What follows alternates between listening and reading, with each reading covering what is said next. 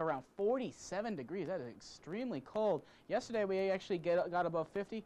Don't think so today. Even with all that sun out there and all those clear skies, didn't happen. But we did see a low today of around 29 degrees, which is just above that record. But I don't think we're going to have that tomorrow, and we'll tell you that why in just a few minutes here. But as we look at the current conditions at the airport right now, 42 degrees. Notice how that sun does go down.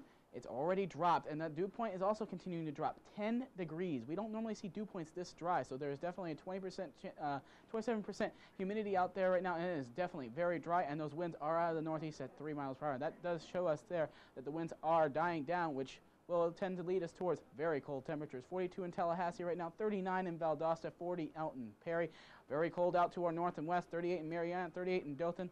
And even colder out into Montgomery at 39 degrees. So as we move on here, we do notice that we do have the local satellite. Here's our new IR satellite that I just made here within the past 30 minutes. We do notice that we do have some clouds just to our south near around Ocala there. Some showers that were possible earlier this afternoon down in the central Florida near Tampa and Orlando. But right now, look at all these clear skies.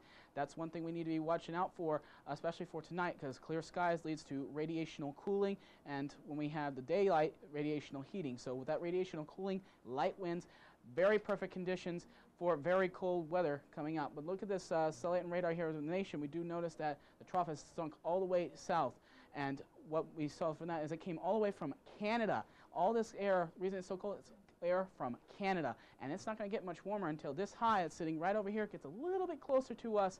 And that's when it's going to start warming up in our 5-day forecast. And I'll show you that in just a few minutes. But let's go ahead and explain to you how cold is it going to be. The cold will not be last long because, like I said, this is a front that is from Canada, and it's an Arctic front, so those don't really last very long. And as this high begins to move off to the east, the winds are going to start shifting out from the east, and that's going to bring our temperatures to a little bit of a milder temperature for this time of year, a little bit normal to where it should be for this time of year. So let's look at the forecast for tonight. It will be frigid tonight. 20 degrees is the expected low. Those winds are going to be very calm at 5 miles per hour, and this will probably break a record. So remember to protect those pipes from busting, those pets from getting too cold, and the plants because you don't want them to freeze, and of course the people because they're not going to like the cold either.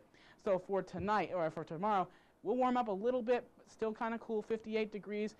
Definitely decreased humidity out there. It will be dry, and there's plenty of sunshine. There will not be a cloud in the sky, something similar to what we saw today.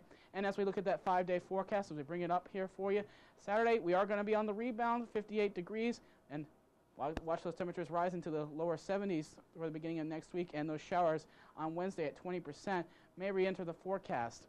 But Kevin, what's going on in the Florida Southeast?